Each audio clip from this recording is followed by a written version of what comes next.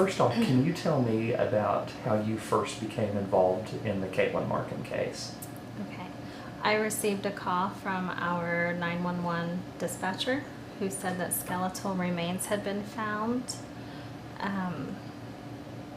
They were pretty confident they were human and had already contacted the conservation officer because it was near a waterway, and went out and obviously was human remains. So we contacted the state police, who sent in a crime tech and a detective, and that started the beginning of a very long day, and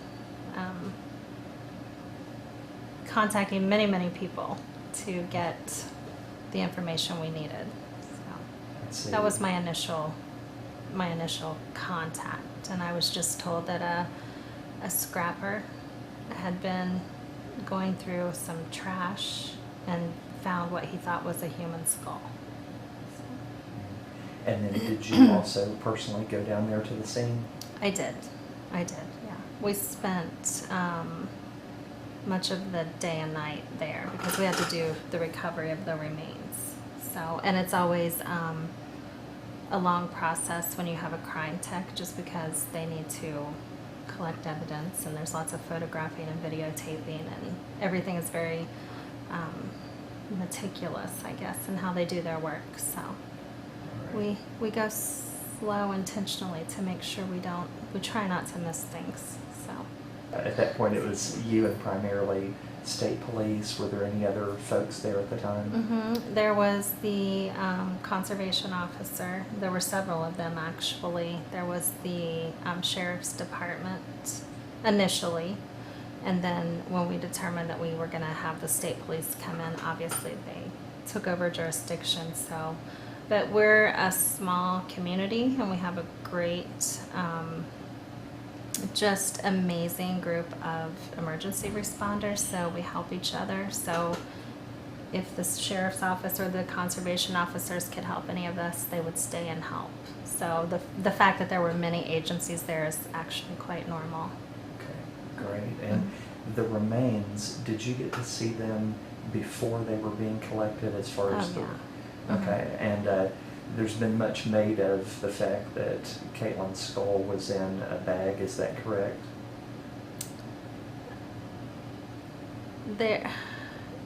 So there was a bag around her skull. I don't know if people would perceive that as looking at it two different ways. I don't know what maybe more specifically, what are you asking? Was her skull found in, say, a plastic grocery bag, and was it detached from the rest of the remains? So if you're asking, was it detached as in removed by someone? When you're talking about skeletal remains, they were really disarticulated just because she was in a skeletal state. So you don't have any of the soft tissue keeping things together and intact. So nothing was necessarily attached. I don't know the word you used, but Well, when you saw the plastic bag around the skull, did that immediately lend to the notion that you thought that foul play would be involved? well, lots of things. I mean, you have a body dumped in a trash site, so that alone makes you assume that there could be foul play, but we're trained to investigate everything as if it is and rule things out anyway. So, but yes, that was unusual. The fact that we found skeletal remains in a dump site was unusual. So that everything about this was unusual and concerning, and of course you question what happened here. So absolutely that lent to the concern that there was something wrong. So Okay. About how long afterward were you able to do a positive ID that was Katelyn? that happened very quickly, in less than 24 hours, if I remember correctly. There were a lot of people at the site, meaning investigators, a lot of law enforcement and myself. And of course, so we're saying, who could this be? We don't have anyone local missing.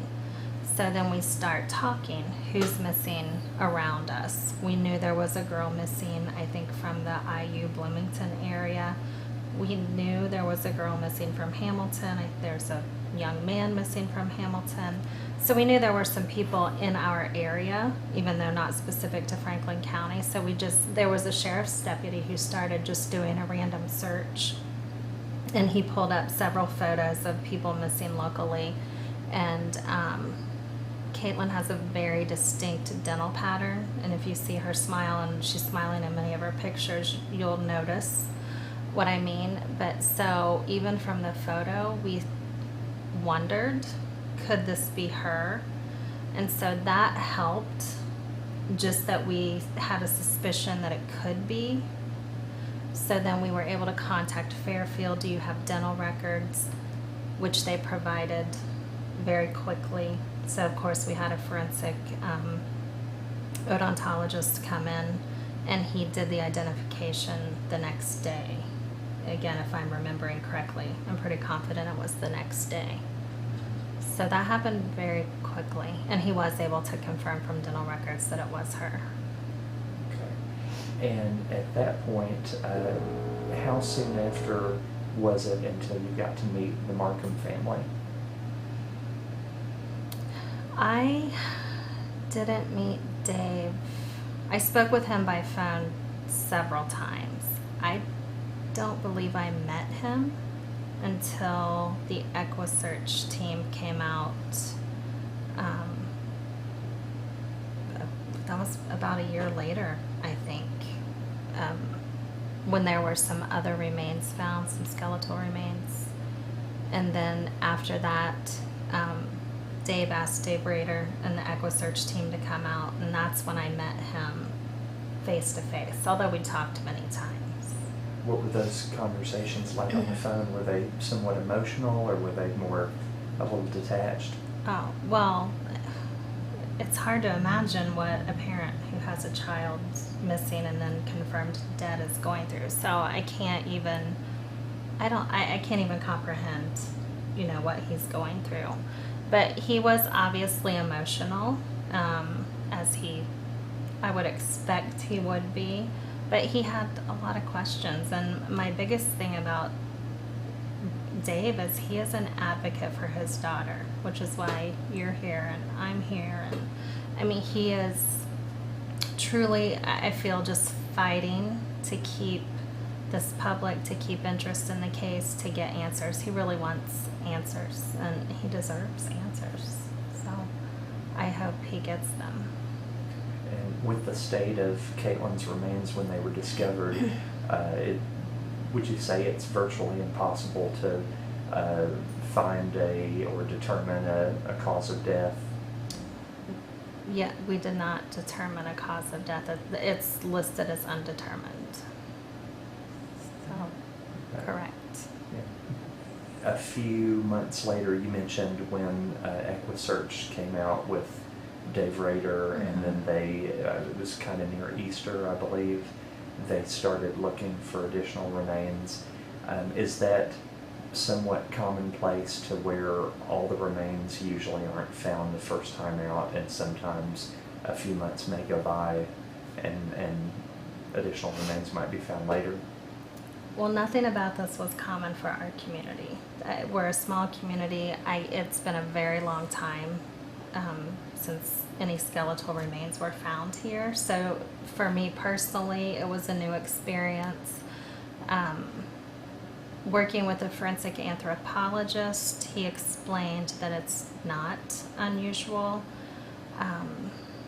There's no great way to talk about it, but when you have a body, it can become scattered for various reasons. It is near a waterway, so it could have potentially, if the water had risen, that could have affected the movement of the remains. Animal activity can scatter remains.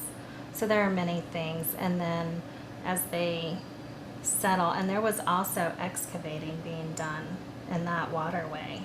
So we don't know what was moved, what was maybe covered, uncovered, how it was affected. And then he explained that just freeze-thaw cycles will also affect how things on the surface or underground move. So there are many, many things that can affect skeletal remains and how they kind of disperse. So from how it was explained to me, it was not uncommon that there was this scattering of her remains, and then that some would have been found later. So I'm very grateful that Dave asked for the help of EquiSearch, because they came in, they were very professional. They tried really hard to work with law enforcement. They made sure they were doing everything correctly. And so when you have a larger team, we're again a small community with, personally my office doesn't have a lot of resources or a lot of manpower. So I very much appreciated their help, and they were able to help us locate other skeletal remains. So it was a very successful day. And again, Dave was there that day. So I don't know how he did it. I really don't. Very emotional. Obviously, his daughter's remains were found. Again, I can't comprehend how that would feel as a parent, but then also he felt it was a success, because more of her remains were found and maybe more answers. So it was a really difficult day for him, I imagine. But yeah, with Katelyn's remains, when they were initially collected, what's the process with that? Are they brought to this particular building, or how does all of that work? Katelyn's remains initially were here because they have to be obviously secure and just to keep our chain of custody. So they were brought here until the next day. And then the following day, we went to Hamilton County, Ohio, Cincinnati, Ohio, for a postmortem examination by a forensic pathologist. Very little soft tissue, so he obviously recommended, and we'd made the call anyway, to have a forensic anthropologist become involved. So when the postmortem examination was completed by the forensic pathologist, I then went from Cincinnati to Indianapolis to the forensic anthropologist's office, and then her remains were left in his care for a while, because there is a lot of work that a forensic anthropologist can do with skeletal remains. So he did his postmortem examination, and then they were returned to me, and then Dave had the decision on how he wanted to handle things from there, as far as funerals or a service, or whatever decisions he wanted to make. So once the anthropologist had completed his part, then Dave was able to make a decision on a funeral home. Why do you think this Katelyn story in this case resonates so much around the region? Why is it still so powerful?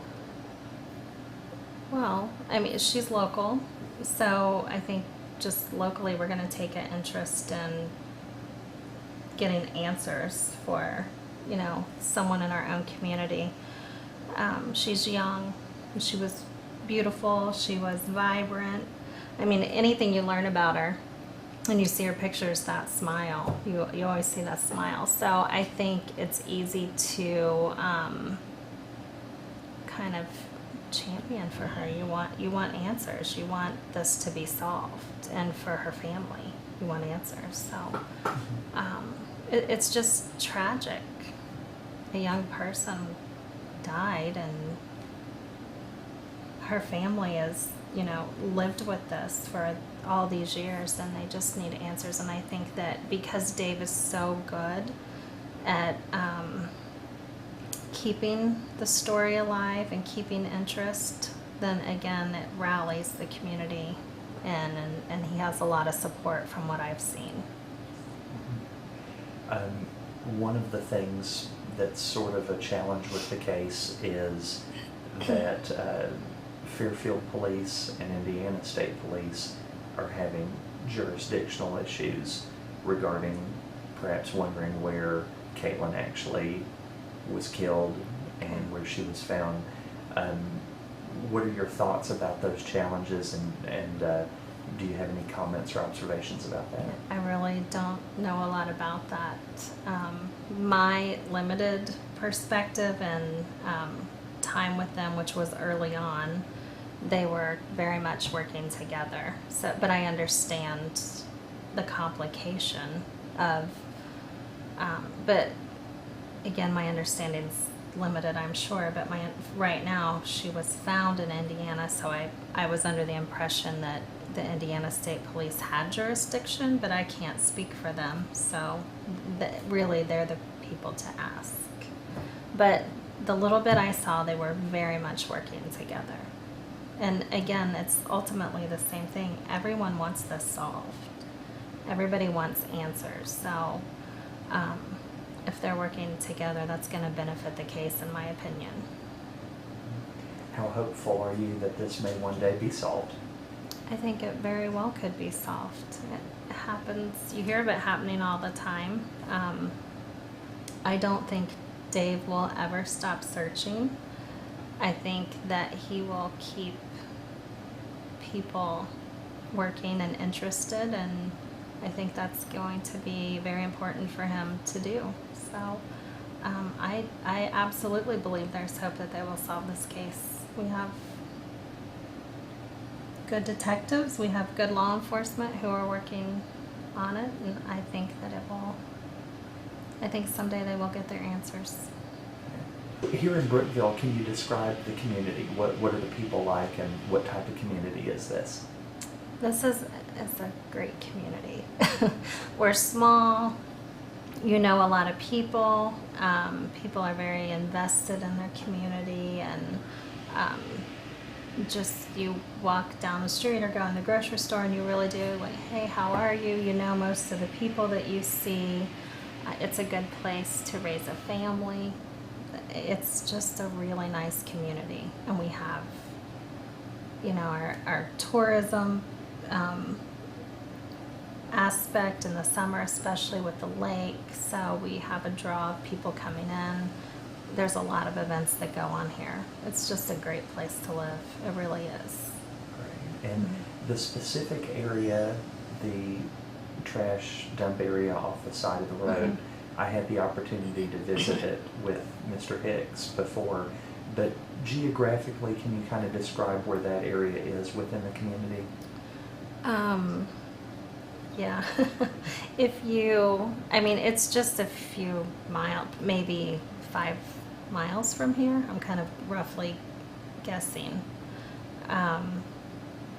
You can get there one of two ways. You can take Main Street out, which turns into 52 like you're going to Cincinnati, and just before the town of Cedar Grove, you would turn left onto Big Cedar Road, or you can take 275 like you're going to Hamilton, Ohio. And if that was the case, you would turn right onto Big Cedar. Either way, 5 miles is my estimate out of town, and you would find the site where she was located. And it's very rural. It's a cut-through road. There's some farmland, excuse me, some farmland and houses on that road, but it's really just a road that follows, I think, a creek, and it gets you from 275 to 52.